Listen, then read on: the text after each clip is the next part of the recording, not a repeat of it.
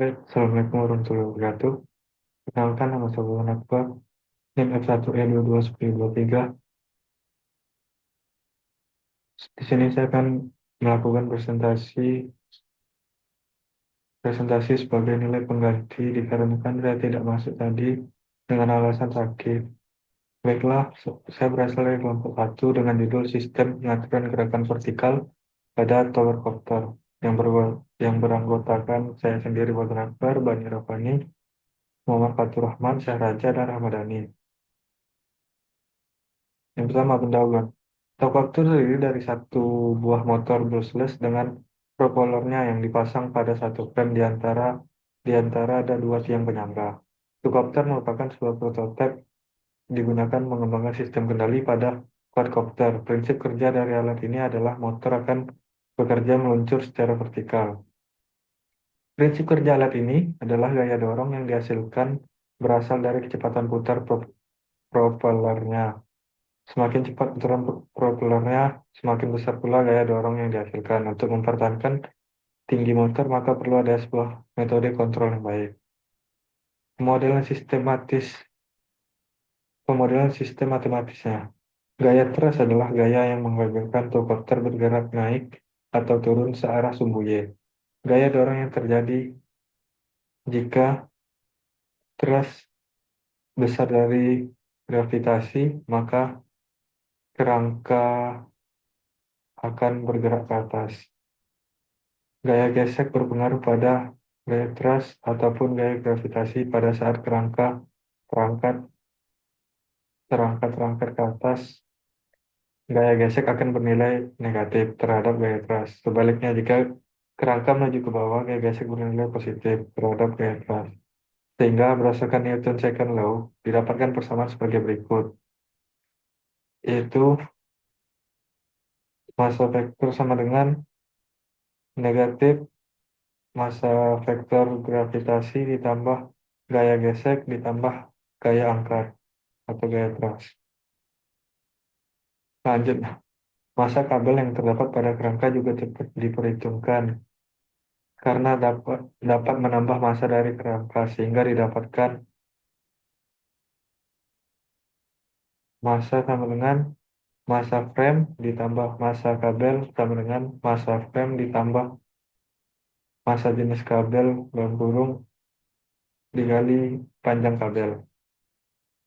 Gaya gesek tower factor tergantung pada kecepatan. Semakin cepat frame bergerak pada sumbu vertikal, semakin sedikit resistansi yang dihadapi. Selain itu, karena gaya gravitasi diambil sebagai negatif dan dorong sebagai kekuatan positif, tanda kecepatan termasuk dalam ekspresi gesekan. Kemudian, gaya gesek dapat dimodelkan sebagai berikut. Gaya gesek sama dengan turunan pertama dari X dan koefisien X per dalam kurung 1 ditambah koefisien X.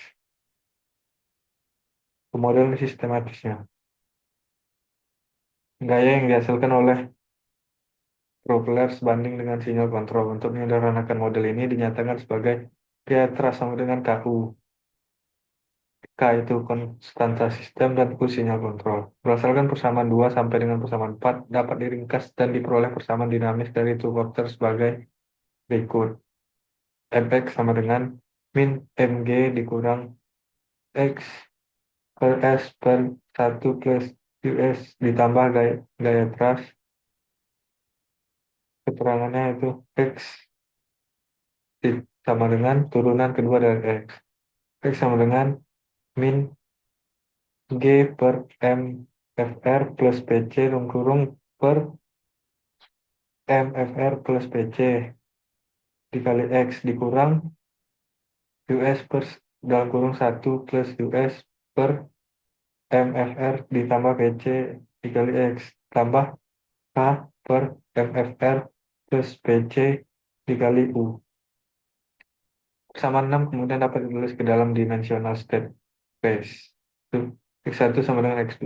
X2 sama dengan min G dalam kurung MFR plus PC per MFR plus PC dikali X X1 dikurang US per plus dalam kurung 1 ditambah US per MFR plus PC dikali X2 ditambah K per MFR plus PC dikali U.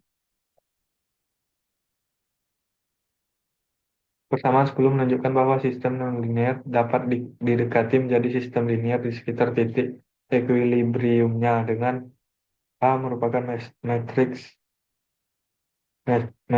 Jacobi dari gaya X. X sama dengan AX plus BU.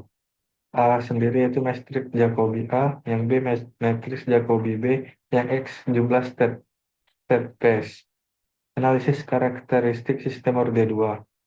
Q dalam kurung S sama dengan K omega kuadrat N per S kuadrat ditambah 2 omega NS ditambah omega 2N. Metode kontrol yang digunakan menggunakan PID dengan berikut desain diagram Brooks sistem kendali ketinggian tower copter yang ditunjukkan pada gambar. Yaitu yang pertama ada input, lanjut ke error, setelah itu masuk ke controller atau Arduino Uno R3 sebagai flight controllernya. Lalu masuk ke aktuator, motor BLDC, barulah masuk ke plan towercopter. Selanjutnya baru menganalisis antara gangguan, output, posisi ketinggian, habis itu masuk ke sensor ACSR04, baru ke error lagi. Nilai masukan set point sistem dapat berupa tegangan. Nilai dari input tersebut akan diproses oleh Arduino Uno 3 yang di dalamnya sudah terdapat kontrol proporsional integratif derivatif yang nantinya akan membantu proses gerakan vertikal pada tower copter. Hasil dari keluaran kontrol berupa tegangan yang akan masuk ke ESC.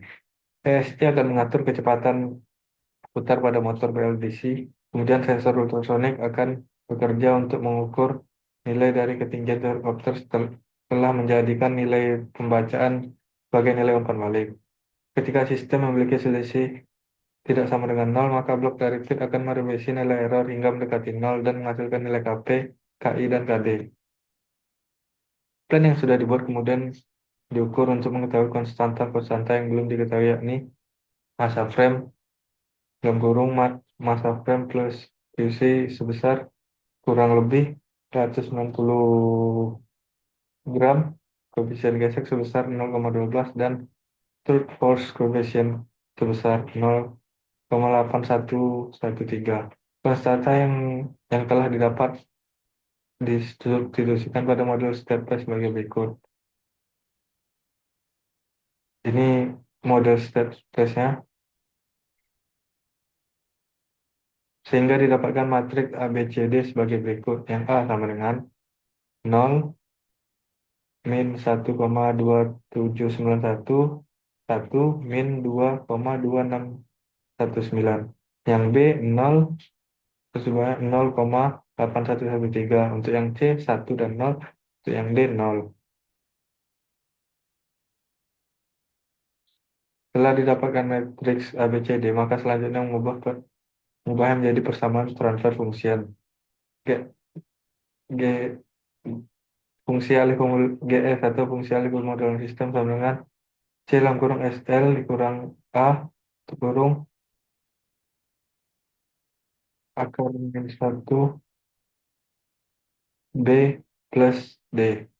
Sehingga didapatkan transfer fungsi sebagai berikut. GS sama dengan 0,8113 per 1,279 S kuadrat S dikali 2 tambah 1,382 S ditambah 0,7818. Nah, metode Rod-Close adalah teknik grafis yang digunakan untuk menganalisis kestabilan dan menggambarkan pergeseran letak pol suatu sistem kendali. Metode Rod-Close juga dapat menggambarkan lokasi-lokasi akar bersamaan karakteristik suatu sistem. Ini contoh gambar Rod-Close-nya, dan ini gambar keduanya. Nah, ini gambar ketiga untuk metode Rod-Close-nya. Gambar keempat dan kelima. Kontrol sistem menggunakan kontrol P, proporsional, Ini tabel gambarnya. Nah, untuk kontrol PI-nya itu ada tiga gambar, dan untuk kontrol P dan D atau proporsional dan derivatif ada dua gambar. Selanjutnya, kontrol sistem menggunakan kontrol PID, PID. Baiklah, sekian. Terima kasih presentasi presentasi tugas nilai pengganti UAS dari saya. Lebih dan kurangnya saya mohon maaf. Wabillahi taufiq wal hidayah. Wassalamualaikum warahmatullahi wabarakatuh.